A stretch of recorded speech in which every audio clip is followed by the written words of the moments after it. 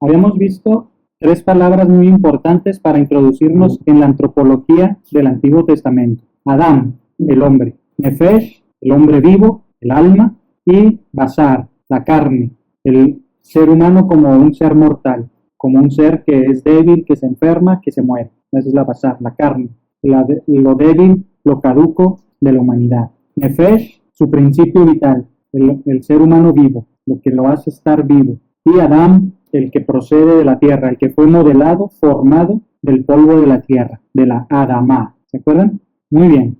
Ahora vamos a empezar a leer nuestro libro del Génesis. Aquí estamos viendo ya el libro del Génesis, en la versión de la Biblia de nuestro pueblo. Génesis 1:1. Al principio Dios creó el cielo y la tierra. Al principio Dios creó el cielo y la tierra. La clase pasada vimos Génesis 2:7 y era un poco diferente. Vamos a verlo. El Señor Dios modeló Yeser al hombre. Si se fijan, son dos palabras diferentes. Al principio creó Dios el cielo y la tierra, y aquí está hablando de modelar. Modeló al hombre con arcilla del suelo. Yeser, modeló. En Génesis 1:1 dice, creó. En hebreo se dice bará, creó. Bará significa que viene a existir algo que no existía. Yeser significa modelar, formar, figurar. Entonces, cuando hablamos de la creación, generalmente hablamos de que Dios creó de la nada, de que vino a existir lo que no existía. Cuando hablamos de la creación del hombre, del ser humano, hablamos de que Dios lo modeló, lo formó a partir de lo que había en la tierra. Al principio, Dios creó los cielos y la tierra. Y comienza el relato de la creación, el primer relato de la creación. Ustedes seguramente ya llevaron Pentateuco o los libros históricos, la Torá, y aprendieron que hay dos relatos de la creación. Este es el primer relato de la creación. Y en el capítulo 2 habíamos visto el segundo relato de la creación. Si se fijan, son dos relatos diferentes. Este es el primer relato de la creación, donde habla de que Dios crea todo lo que existe en 6 días y el séptimo descansó. ¿Ya se acuerdan? Y que todo lo que vio Dios que hacía, vio que era bueno. Y cuando nos vamos al sexto día, para culminar la creación, dice, y dijo Dios, hagamos al hombre a nuestra imagen y semejanza, que ellos dominen los peces del mar, las aves del cielo, los animales domésticos y todos los reptiles. Y creó Dios al hombre a su imagen, a imagen de Dios lo creó. Varón y mujer lo creó. Y los bendijo Dios y les dijo, sean fecundos, multiplíquense, llenen la tierra y sométanla. Dominen los peces del mar, a las aves del cielo y a todos los animales que se mueven sobre la tierra. Hasta aquí tenemos el sexto día, ¿verdad? Que es la creación del hombre, varón y mujer los creó. Recordando que cuando hablamos aquí en este contexto de hombre, estamos hablando del ser humano. El hombre, el antropos aquí, el Adán, es el ser humano. Adán significa ser humano. Hagamos al Adán, el hombre, a nuestra imagen y semejanza. Entonces aquí viene la primer clave de interpretación del ser humano para el Antiguo Testamento. El hombre es imagen y semejanza de Dios. Hagamos al hombre a nuestra imagen y semejanza. Somos, pues, para el Génesis, para el primer relato de la creación del Génesis, somos imagen de Dios. Y semejanza de Dios. Hemos sido creados a imagen y semejanza de Dios. Por lo tanto, es la culminación de todo lo demás, de toda la creación. Ni los animales, ni las plantas, ni las aves, ni los peces, nada, ni los animales de la tierra, nada de lo que había sido creado antes es imagen y semejanza de Dios. Hagamos al hombre a nuestra imagen y semejanza. Es decir, que el mismo Dios se puede reflejar en el ser humano. El mismo Dios se quiere reflejar en el ser humano. Por eso nos ha creado a su imagen y semejanza. Que ellos dominen los peces del mar. Nos ha creado también como señores, para señorear los peces del mar, las aves del cielo, los animales domésticos y todos los reptiles. Es decir, para señorear la creación. Nos ha puesto para dominar, para señorear, para administrar la creación. Ha puesto todo bajo nuestros pies. ¿Verdad? Prácticamente es lo que nos quiere decir este versículo. Para el primer relato de la creación, Génesis capítulo 1. Va a haber después en el capítulo 2 otro relato de la creación diferente. Aquí Dios ha creado todo y nos ha coronado como lo más top de la creación, lo más alto. Ha creado al hombre como lo más alto de toda la creación. Y al hombre lo crea a su imagen y semejanza. Por lo tanto, vamos a descubrir que en el hombre hay algo divino, hay algo espiritual, que no está en todas las demás criaturas. Solamente en el hombre está ese soplo divino, que no hay en ninguna otra criatura. Y creó Dios al hombre a su imagen. Aquí, en este relato de la creación, vemos que sí se emplea la palabra crear. Aquí algunos lo quieren retratar literalmente como si no hay nada, chascamos los dedos y de repente aparece un ser humano, así muy literalista. Pero como también ustedes seguramente ya han llevado hermenéutica, han llevado géneros literarios, porque ya están en séptimo semestre, ya van de salida prácticamente, entonces sabrán que este es un relato poético, es una poesía que se llama relato de origen, de los que tienen todas las culturas y todas las religiones. Todas las religiones tienen su propio relato de origen, hasta nosotros, ¿verdad? De los aztecas y del águila devorando una serpiente, son nuestros relatos de origen. Este es uno de los relatos de origen del pueblo hebreo.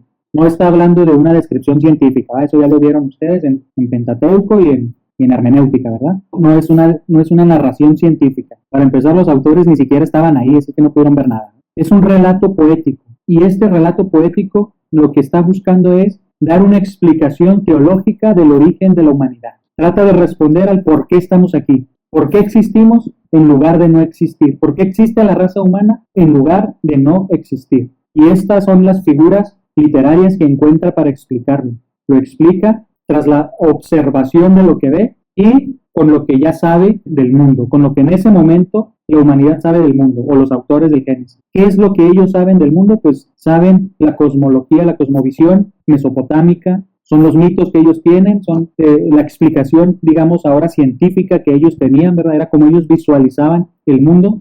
Entonces este relato de la creación responde a esa cosmovisión, ¿verdad? Donde empieza diciendo, la tierra no tenía forma, las tinieblas cubrían el abismo, y el soplo de Dios se movía sobre la superficie de las aguas, cuando creó Dios el cielo y la tierra. Entonces, primero, es una cosmovisión donde el centro de la creación es la tierra. El soplo de Dios se movía sobre la superficie de las aguas, y dijo Dios que exista la luz, y la luz existió, y vio Dios que la luz era buena. Y Dios separó la luz de las tinieblas. Llamó Dios a la luz día y a las tinieblas noche. Pasó una tarde, pasó una mañana, este fue el día primero. En la cosmovisión mesopotámica, así era el mundo, ¿verdad? La tierra estaba en el centro, había aguas, era una tierra llena de aguas, donde había una parte con luz y una parte con oscuridad, y después se van a separar las aguas, que exista un firmamento entre las aguas que separe aguas de aguas. Entonces, para la cosmovisión antigua, arriba en el firmamento está el cielo de agua y abajo más agua. Se separan las aguas, suben unas aguas y bajan otras aguas.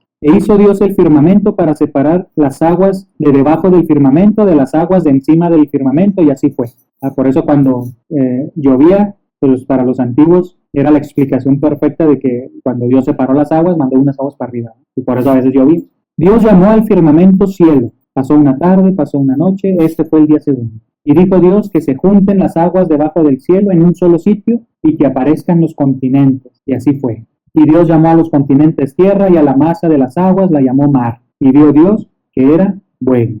Y dijo Dios, produzca la tierra pasto y hierbas que den semilla y árboles frutales que den fruto según su especie y que lleven semillas sobre la tierra. Y así fue. La tierra produjo hierba verde que engendraba semillas según su especie y los árboles que daban fruto y llevaban semillas según su especie. Y vio Dios que era bueno. Este es el relato de la creación según la cosmovisión antigua. O sea, para el autor del Génesis, tratar de escribir este relato del origen implicaba no solo la revelación divina, la inspiración divina, lo que Dios quería transmitir, sino además su propia literatura, su propio conocimiento, lo que él conocía del mundo. Era el mundo conocido hasta entonces. Era la explicación que se le podía dar al mundo según el método científico, digamos, ¿no? Porque era lo que se podía observar y comprobar. O sea, se observaba que de arriba caía agua y pues se comprobaba que en el principio se habían separado las aguas. Era a lo que nos daba la razón, la cultura, el avance científico, digamos así. No es tampoco que digamos que es muy descabellado, ¿no? Sino que el autor se sirve de lo que él conoce, del conocimiento que era lo común de ese tiempo, y con ese lenguaje y con ese conocimiento, con esa sabiduría humana que ya tenían, empiezan a relatar sus mitos de origen. El género de esta poesía pues es mito, ¿verdad? Pero aquí hay que recalcar que mito no significa falso. Hoy en día cuando hablamos de un mito hablamos de algo falso. Un mito en realidad es una verdad que se transmite con figuras, con poesía, que no se puede describir literalmente, y se recurre entonces al mito, a la figura, a la imagen, a la metáfora, al signo. Entonces aquí lo que vemos es que en base a lo que el autor ya sabe, ya conoce, su conocimiento natural, su conocimiento, digámoslo, científico, está intentando dar una explicación teológica sobre el origen del mundo y del hombre. ¿Cuál es la explicación teológica que está dando el autor? Que todo fue creado por la palabra. Dijo Dios, todo empieza así, ¿verdad? Dijo Dios, que exista la luz, y la luz existió. El mensaje que quiere dar el autor entonces es que la creación de todo lo que existe es obra del poder de la palabra de Dios. Dijo Dios y existió. Lo que existe, existe por el poder de la palabra de Dios. Es el mensaje que quiere transmitir, y para eso se sirve de lo que hasta entonces era el conocimiento de la visión del universo, de la visión del mundo conocido hasta ese momento.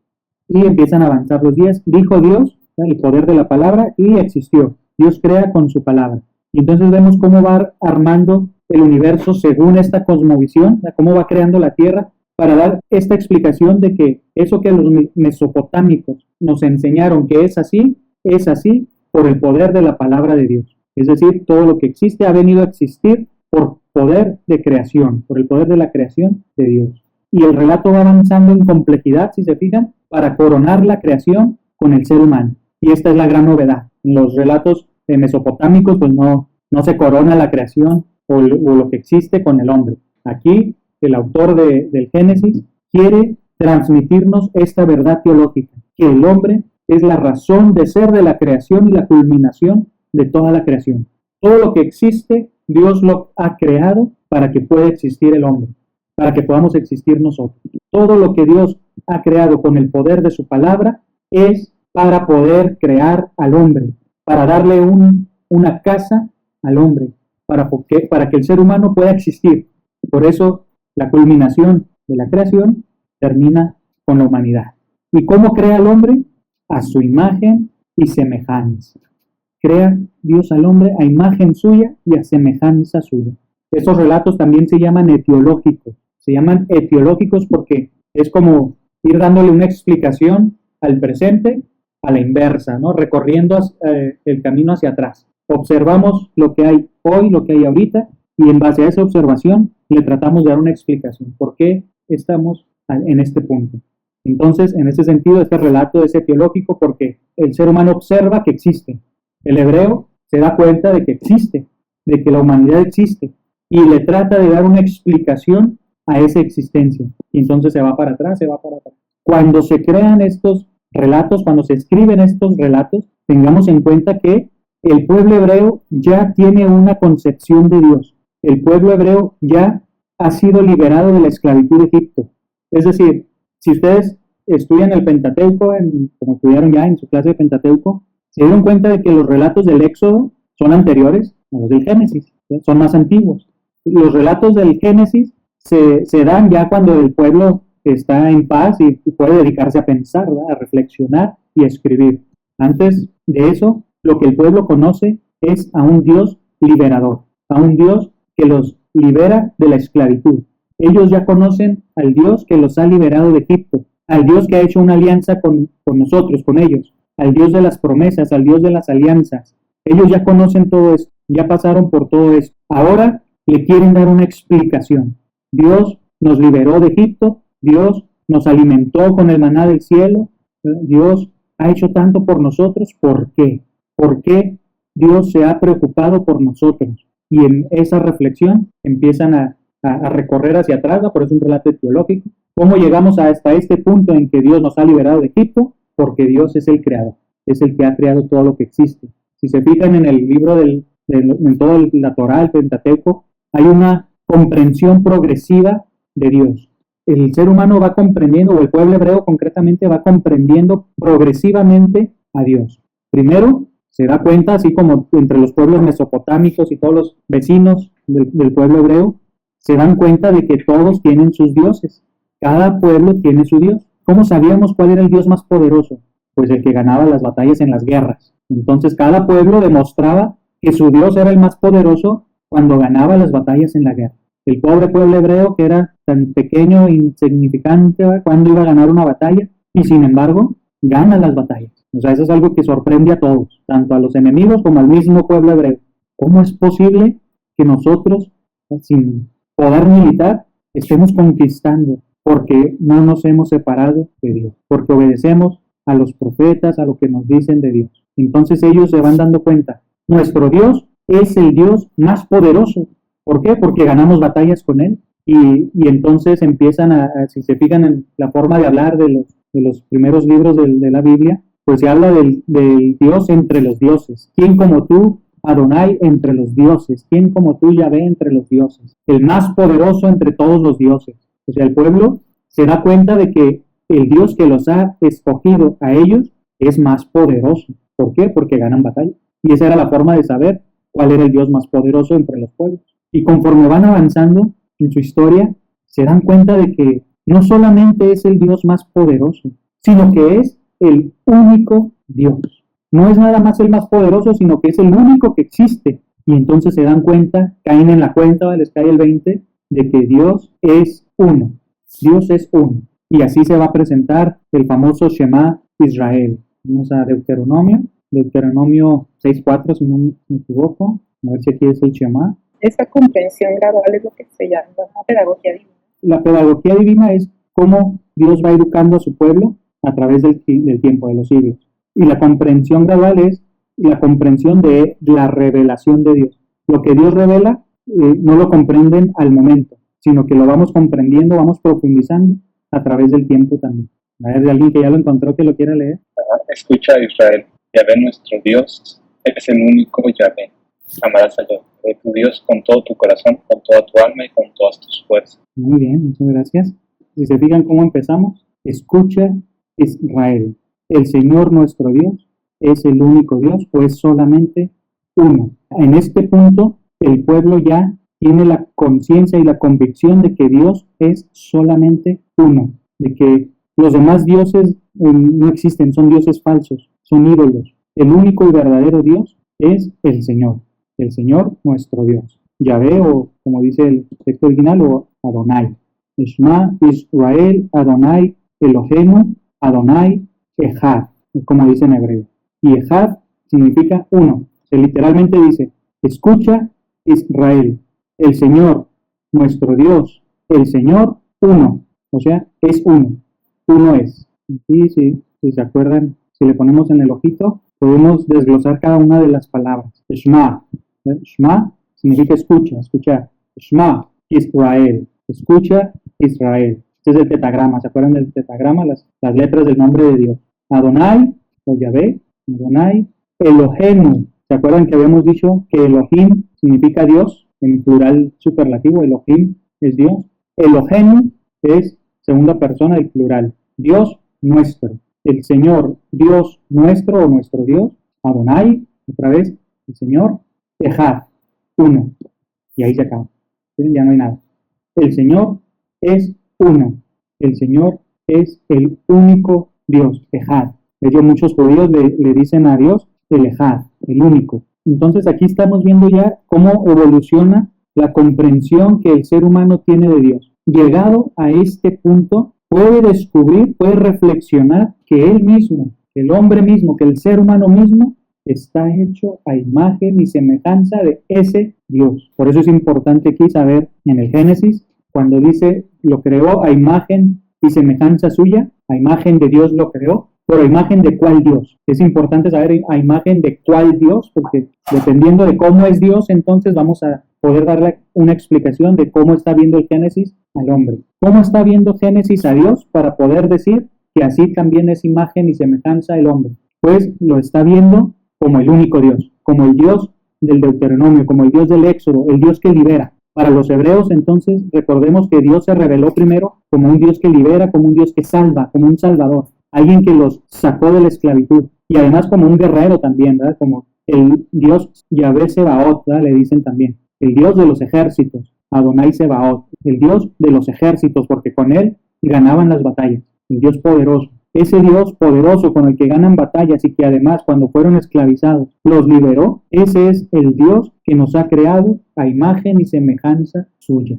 Así ya podemos tener entonces una visión de que cuando el autor del Génesis está diciendo que el hombre es imagen y semejanza de Dios, lo que tiene en mente es este Dios de Moisés, de Abraham, de Isaac y de Jacob, el Dios de la alianza, el Dios con el que hicieron una alianza, o Dios que hace una alianza con el pueblo, el Dios de la alianza, de la promesa, del pacto, de la liberación, el Dios que es uno. Por lo tanto, el ser humano es uno, no es una composición de múltiples partes. ¿Por qué? Porque la otra cosmovisión que rondaba ahí del hombre, de la humanidad, tiene que ver con el segundo relato de la creación del Génesis. El hombre es una composición de partes. Vámonos a Génesis 2. Génesis 2, ya hemos visto el versículo 7. Vamos a donde crea la mujer. Si se fijan en este relato, primero crea el hombre y luego la mujer, ¿verdad? Entonces el Señor Dios hizo caer sobre el hombre un profundo sueño, y el hombre se durmió.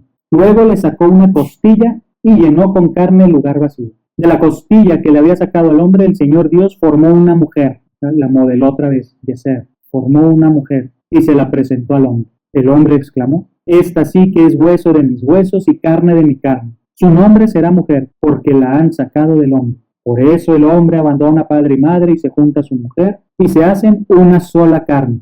Los dos estaban desnudos, el hombre y su mujer, pero no sentían vergüenza. Muy bien, si se fijan, este es otro relato de la creación. Este relato es diferente. Este empieza diciendo: cuando el Señor Dios hizo la tierra y el cielo, no había aún matorrales en la tierra, ni brotaba hierba en el campo. Entonces el Señor Dios modeló al hombre con arcilla del suelo. Si se fijan que son dos tradiciones diferentes. Está la tradición de los 7 días, donde Dios crea al hombre y a la mujer al mismo tiempo, y lo crea a su imagen y semejanza. Hombre y mujer los creó, a imagen suya los creó, dice Génesis 1. Génesis 2 es el segundo relato de la creación, es otra tradición.